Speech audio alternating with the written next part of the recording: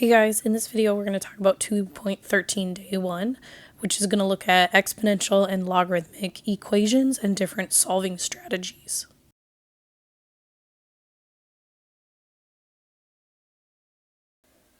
For your warm-up, I have 10 equations that I would like you to try to solve. You should pause the video, give them a try, and then play the video again to check your answers. Many of them you will probably remember from previous classes, but some of them may be new to you.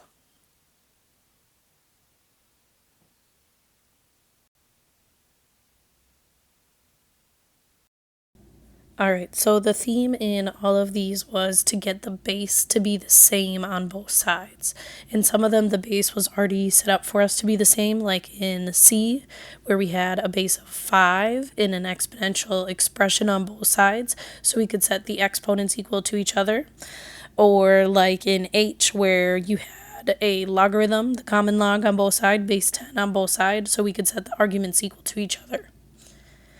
In some of the others, we had to do some work to get the bases to be the same, like in E, where on that right-hand side, after we divided by 3, we had to change the 8 to be 2 cubed, 2 to the third power, so we could set the exponents equal to each other.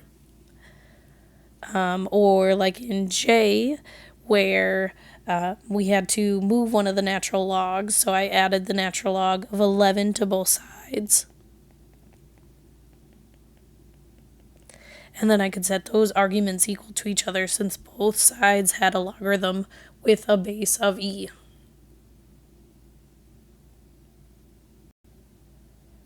Unfortunately, the strategy we used in the warm-up isn't always going to work. So if we look at this next equation and try to approach it in the same way, we would first add 3 to both sides.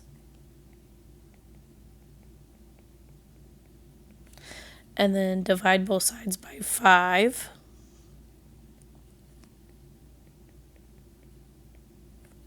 And then at this point, we would try to change 23 so that it became a power of 2.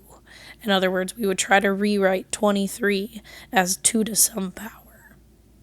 Unfortunately, we can't do that. We can't rewrite 23 as a base of 2 without a calculator.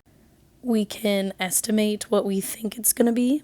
2 to the 4th power would give me 16, and 2 to the 5th power would give me 32. So I know that my answer is going to be somewhere between 4 and 5, since 23 is somewhere between 16 and 32. We can use our knowledge of logarithms and a calculator to find the decimal approximation. So we have 2 to the x is equal to 23. That means x is going to be the log base 2 of 23. That would be considered an exact answer.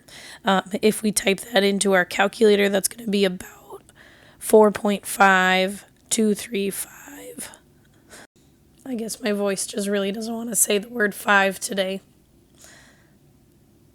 Although we're going to do a lot of solving by hand, we are going to use our calculator at times to solve both equations and inequalities. So you should pause the video and grab out your graphing calculator. I'm going to do the same. Alright, in our calculator, we are going to type in both sides of our equations into one of the equations under y equals. So underneath y1, I'm going to type in the left-hand side, 3 times the natural log of 5 minus x. In y2, I'm going to type in the right-hand side, which is y equals 4x. And then I'm going to go ahead and graph them. Now, where they're equal to each other is going to be where they cross. So I'm first going to pull up the graph, and then I'm going to hit second, trace, and then I'm going to choose option 5, which says intersect.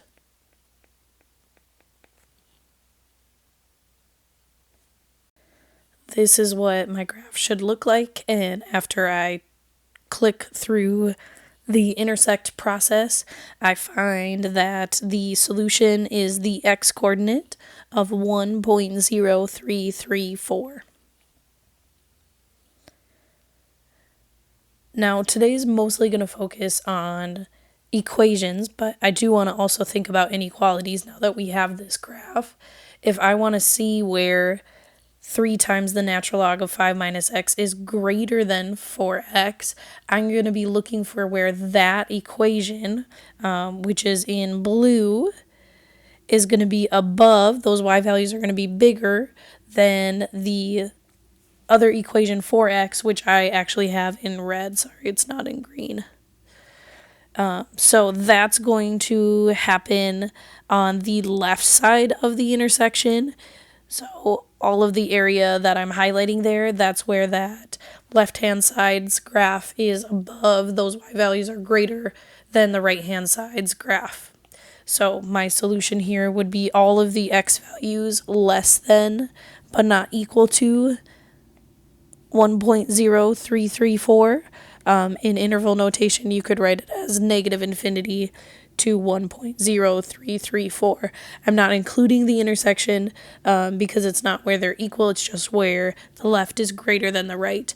Had it been greater than or equal to, I would change to a square bracket to include the intersection.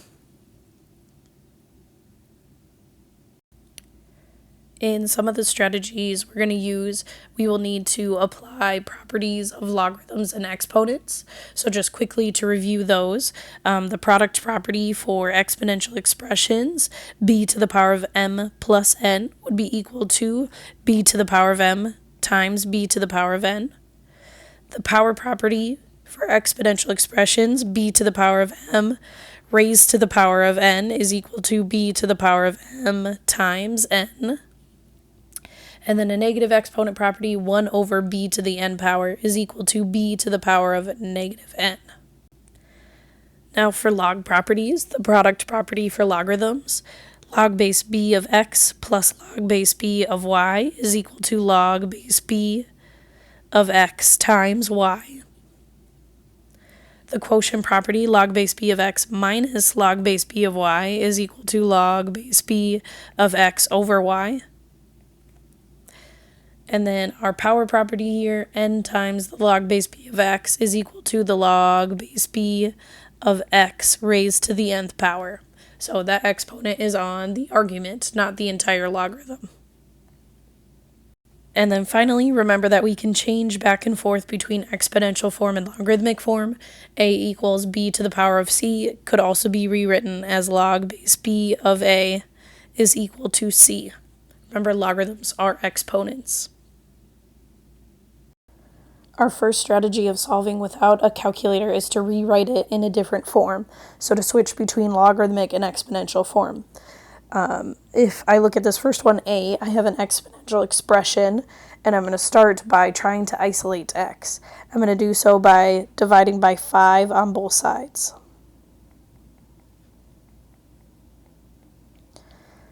From here, I can't change 28 to be a power of 2.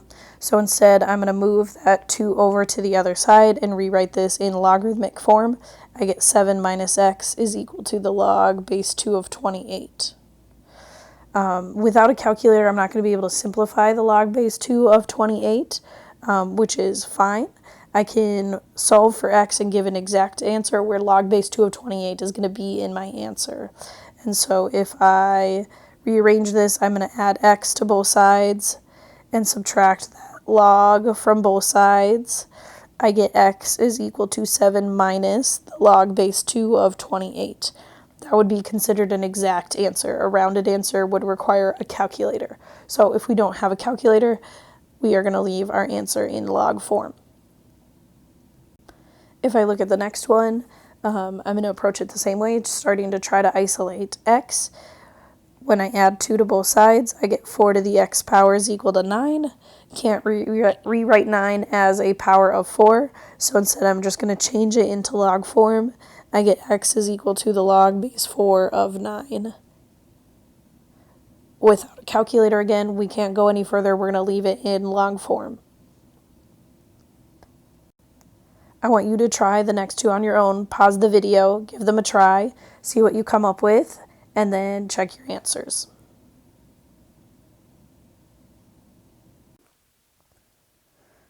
All right, in both C and D, you had to do some rearranging before you could change it into log form.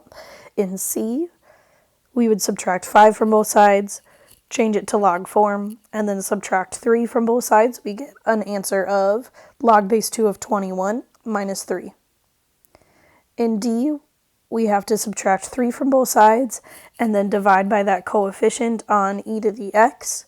When we simplify, we get 5 halves is equal to e to the x, which means x is equal to the natural log of 5 halves. All right, we're going to use the same strategy of rewriting in a different form, but now our equations are going to start out logarithmic, and we're going to change them to exponential. One thing that is different about these equations is that with logarithmic equations, you have to look at your domain restriction, which is going to restrict your solutions. Remember that in a logarithmic graph, we always have a vertical asymptote at x equals 0, and our domain is always restricted to x has to be greater than 0. And this is prior to any transformations. So when we have log base b of a is our equation that we're analyzing, our argument has to be greater than 0. So before I change anything, I'm going to write down my domain restriction so that I can get rid of any extraneous solutions. So if I look at this first one, A, my restriction here is that x has to be greater than 0. And that's going to look like the graph that I drew above. Now I'm going to go ahead and solve, and I'm going to check my solutions against this domain. So I'm going to start solving by rearranging, adding 1 to both sides. I get log base 3 of x is equal to 4. Now is when I'm going to change it into an exponential expression. I get x is equal to 3 to the 4th power, which is reasonable to simplify without a calculator. That would be 81. And now I'm going to double check with my domain. 81 fits into that domain. It's greater than 0, so I can keep that. If it didn't fit in my domain, I would have to eliminate it and say this is extraneous. There are actually no solutions. Looking at the second one here, it looks a little bit more intense because our argument has this square root in it. So the square root of x minus 8 has to be greater than 0. If I square both sides, I get x minus 8 has to be greater than 0, which means x has to be greater than 8. So our asymptote would be over at positive 8. And our graph would exist beyond that to the right. All right, I don't have any rearranging to do here. I can go ahead and just put this into log form by bringing that base of e over. So I get the square root of x minus 8 is equal to e to the 1st power. I'm going to square both sides to get rid of that square root. So I get x minus 8 is equal to e squared, which means x is equal to e squared plus 8. Okay, now checking that against my domain. I know it's going to work in my domain because x has to be greater than 8. And I know e squared is bigger than 1. So something bigger than 1 plus 8 is definitely going to be bigger than 8. All right, we'll try one more together, and then I'm going to have you try the last two on your own. Starting with the domain restriction in C, I have my argument, x plus 3, has to be greater than 0, so that means x has to be greater than negative 3. So our asymptote has been moved to the left 3, and our function exists to the right of that. Before I can change this one into log form, I'm going to have to move some things around. So I'm going to subtract 4 from both sides.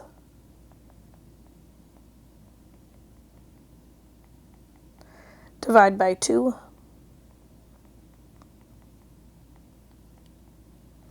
And then now I can change into log form, or exponential form. So I get x plus 3 is equal to 3 cubed. So So 3 cubed is going to be 27. So x is 27 minus 3. Check that against my domain, and it works. So I'm going to keep that as my solution. I want you guys to try the next two. Remember to find your domain restriction first, and then when you solve, check your answer with the domain.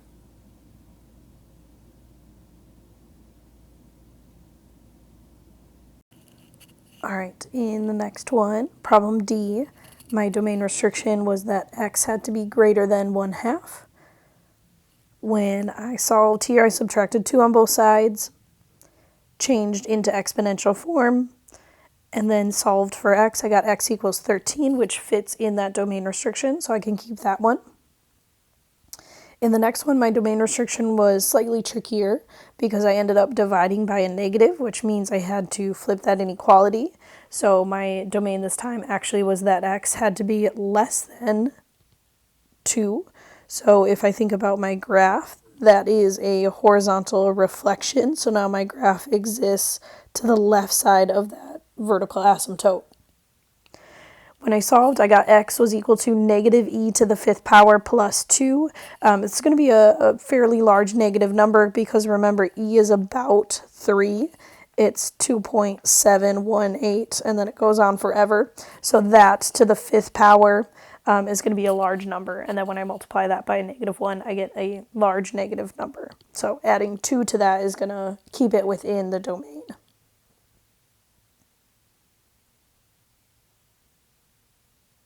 All right, our second strategy is to use properties to simplify first, and we're going to look at logarithmic equations.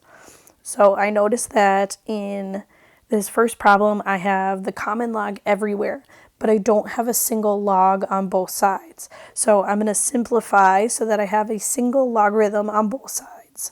So the left-hand side has 2 logarithms. With the product property, I can put those together. I'm going to get the log base 10 of 3 times x plus 4.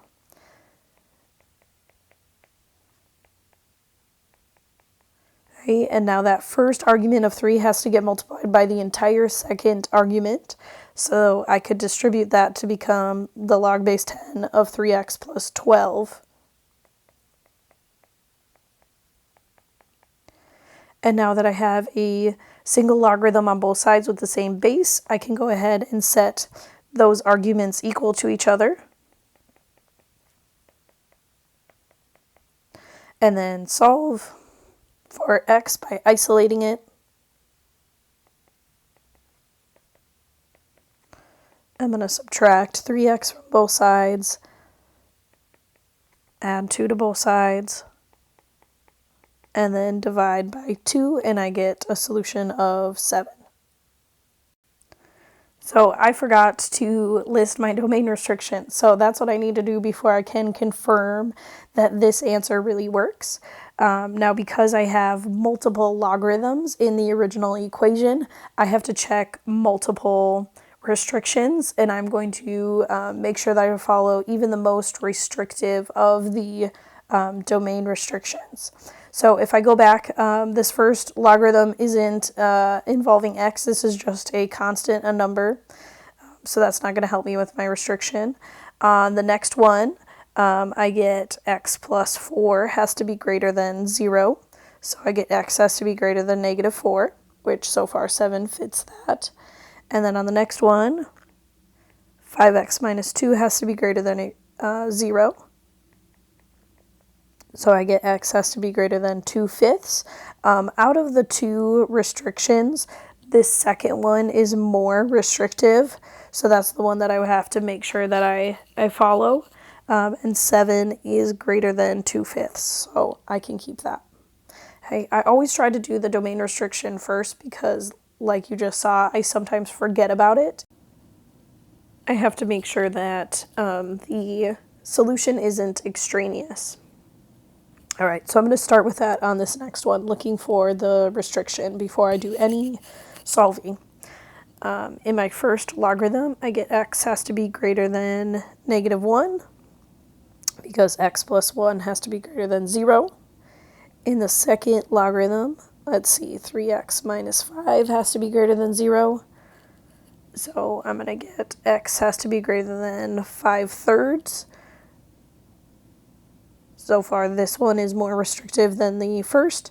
And then that last logarithm doesn't give me a restriction. This is a constant. Natural log of 7 is a number, a constant. So I'm going to have to make sure that x is greater than 5/3. So I'm going to simplify this left-hand side with the quotient property so that I get a single logarithm, the natural log on the left-hand side. I get natural log of x plus 1 over 3x minus 5. And now that I have the logarithm with base e on both sides, I can set the arguments equal to each other.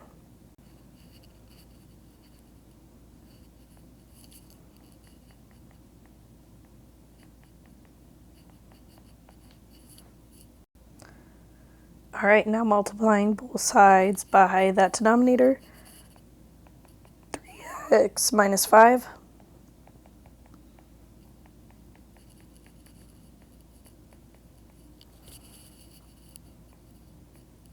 Make sure that you distribute the 7 on the right-hand side. And then I'm going to try to combine like terms here.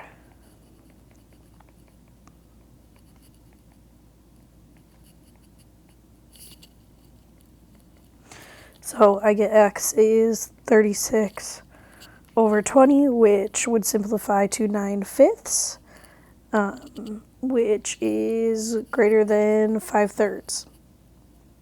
So I can keep that as my solution. My last comment for this slide is to just be careful with making sure that you only have one logarithm on both sides. What some people will want to do is they'll want to just put the arguments together as is and just say something like 3 plus x plus 4 is equal to 5x minus 2. This would not be correct because that left-hand side would not simplify in that way. We do not add the arguments together. We multiply those arguments together with the product property. So be careful. Here's a couple more examples. I'm going to have you try these two on your own. Check the domain restrictions, solve, and then make sure that your answers work within those restrictions.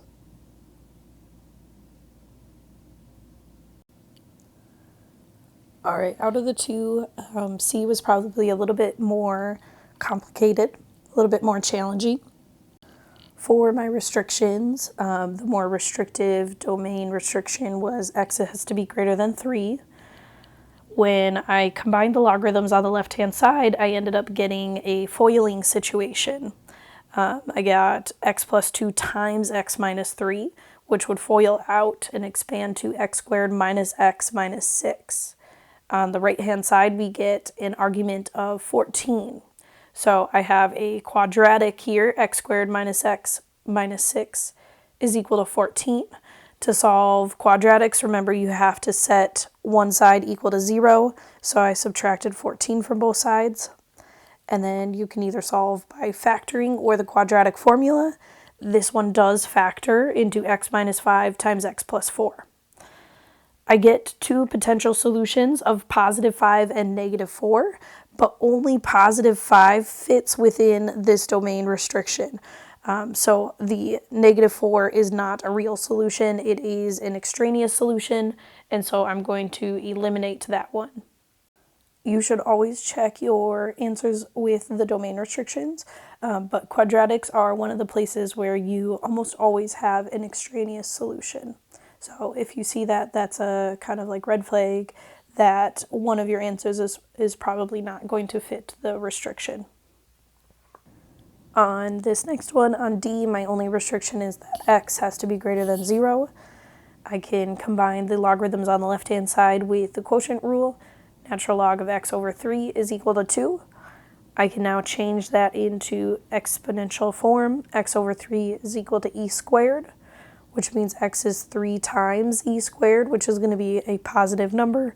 So I know it's greater than 0, so it is a solution. All right, now we're going to look at our last set of problems, which continue to use properties first, but this time with exponentials. So our goal is to get all of our problems to look like A, where we have the same base on both sides and just a single base. Once we have that, we can set our exponents equal to each other. So in the case of A, we wouldn't have to do any rearranging, wouldn't have to use any properties.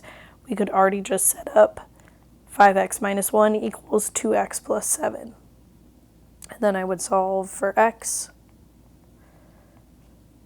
by combining like terms. I get 3x is equal to 8, which means x is 8/3. With exponential expressions, there's no restrictions on x. My domain is all real numbers, and my exponent can be positive or negative or 0, unlike with logarithms. When we look at a problem like B, we see that our bases don't match, so I have to change them so that they match. One way to do that is to change the bigger base into an expression involving the smaller base. So here 8 can be rewritten as a base of 2. Since 8 is equal to 2 cubed, I'm going to change the base on the left-hand side to be 2 cubed. Now I'm going to simplify that left-hand side with properties of exponents. I need to make sure that I multiply 3 times 3x minus 2, and I have to be careful that the 3 gets multiplied by everything in that outer power, that outer exponent. So it'll be 2 to the power of 9x minus 6. It's usually the 6 that people make a mistake on. Now that I have my expressions on both sides to be the same base of base 2, I can set those exponents equal to each other and then solve for x.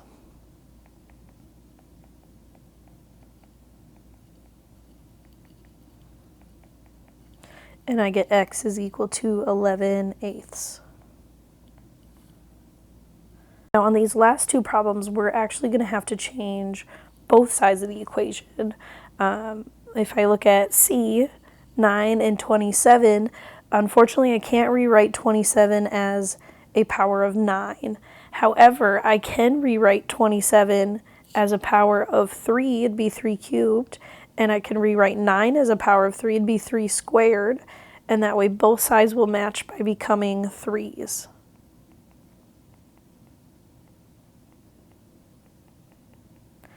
Now both sides are going to require the use of the power property, so I'm going to have to multiply it, power times a power. So I get 3 to the power of 4x equals 3 to the power of 3x plus 6. Don't forget to distribute the inner power to everything in the outer power. Now that my two exponents are simplified and I have a base of 3 on both sides, I can set the powers equal to each other and then solve for x.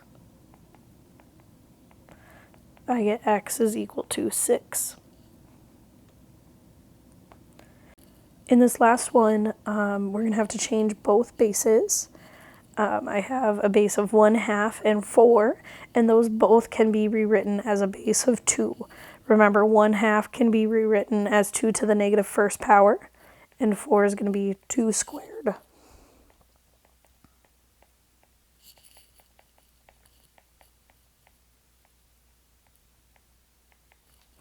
So I get 2 to the power of negative 5x minus 7 after I apply the power property is equal to 2 to the power of 2x. Now that I have the bases both being 2's, I can set those exponents equal to each other. I get negative 5x minus 7 is equal to 2x.